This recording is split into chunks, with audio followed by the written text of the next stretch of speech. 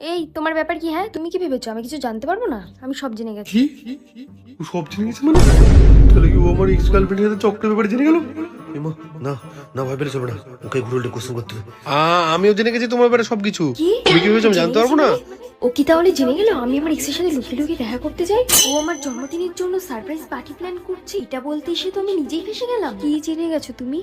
কেন তুমি জানো না? তুমি কি করেছো?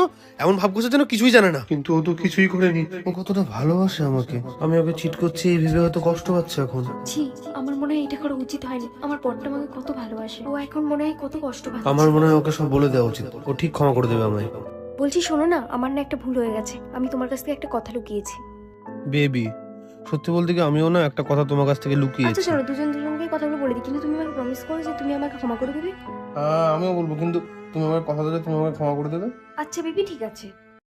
আচ্ছা চলো একসাথে বলি, 1 2 3। আমি আর আমার আমার এক্সের এক্সের সাথে সাথে কোনো আমি রকম আজকেই সম্পর্ক ব্রেকআপ রাখবো করে না। নিচ্ছি বেবি, তুমি আমাকে প্লিজ ক্ষমা করে দাও। কি?